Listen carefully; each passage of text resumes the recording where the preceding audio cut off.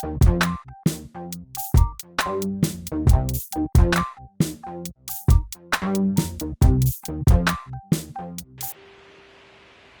guys, so today is one of those days in coronavirus days where we are all locked up in the house, and there is um, you know there's not much to do outside, but there is a lot to do inside if you want to keep your kids entertained and happy, to a certain extent, because there's only so much you can do to keep them entertained. So I had a project that I was planning for a long time, and finally I did it, and I finished it about probably about a month and a half or 2 months ago.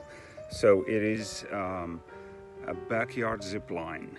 So I want to share this with guys who wants to do it in the backyard. I'm gonna show you guys how I made a zip line with a 6x6x12 post in one side, and then all the way down in that tree right here where I attach it, and that's 125 feet long.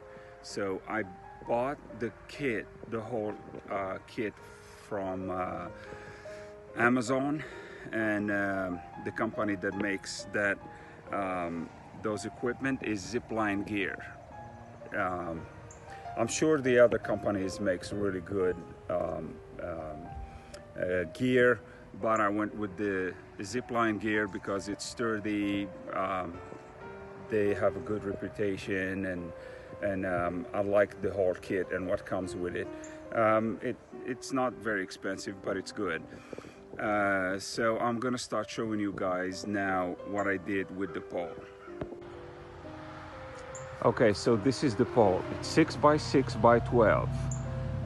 So I dug 4 feet down on the ground, and what I did, I bought four 6 feet rebars and hammered them down in each side of the pole. Then I bought 8 rebars of 2 feet long. What I did, I crisscrossed them all along down the 4 feet, and some of them I hammered them down sideways. And what I did, I used secrete cement, not the fast drying one. I bought the 80-pound bag one, and I'll show you right now what I bought. So this is the bag of the kind of concrete that the cement that I bought, and it's 80 pounds, and it is really good. When it dries, it's very solid. It's 4,000 psi. So I was looking for something that has, everything at the same time. It's solid enough to hold the whole base, the 4 feet of the pole down.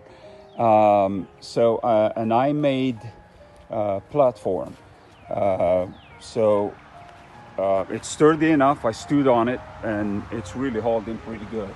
I made these corners right here cushions because when my son goes on the steps, sometimes he leans on this one and it wouldn't scratch his chest or belly or whatever. So it's a safety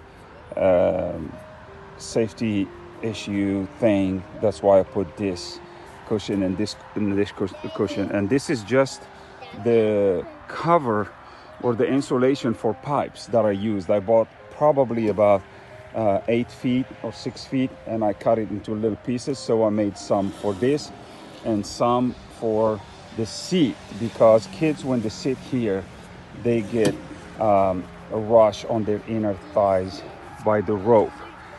So the rope, this is a wooden seat, comes and the trolley and the cable, and the little U-bolts and that extra cable for safety.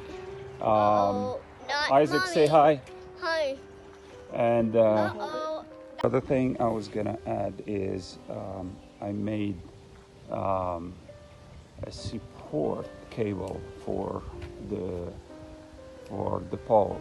So from the top right here to the bottom is 8 feet.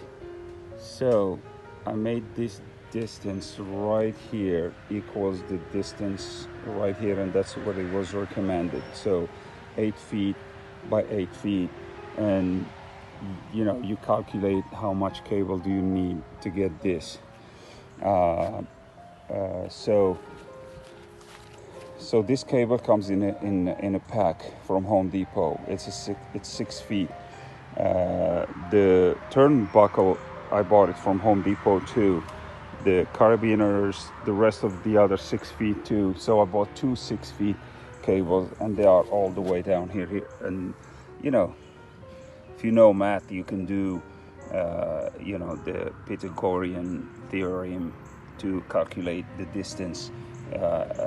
If not, just do what I did right here.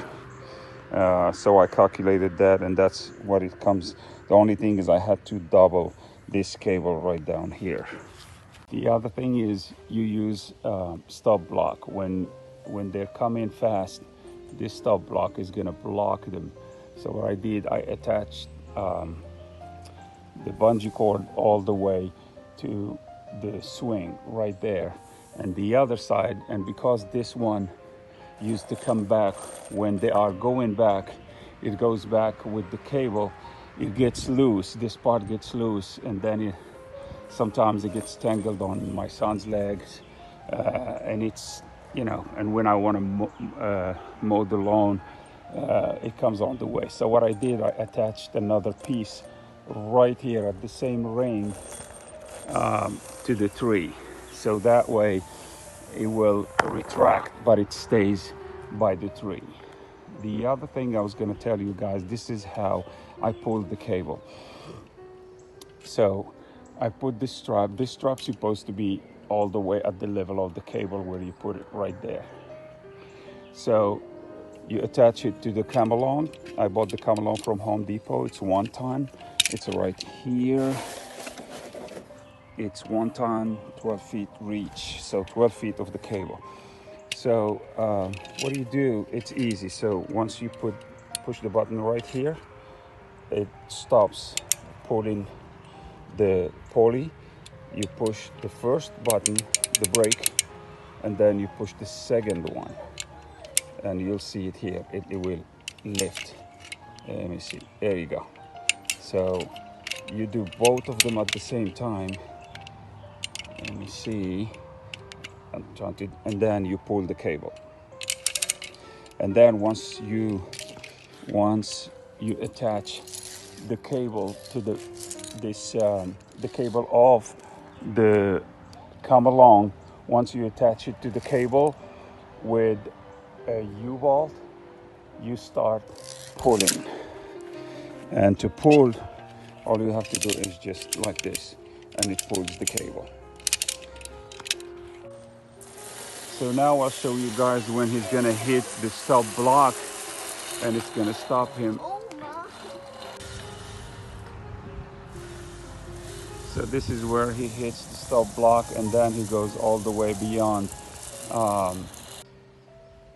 So right now my son is hanging on the cable, and you can see that the pole is flexing a little bit, but it shouldn't be more than ½ centimeter, I would say, the most, that flexes.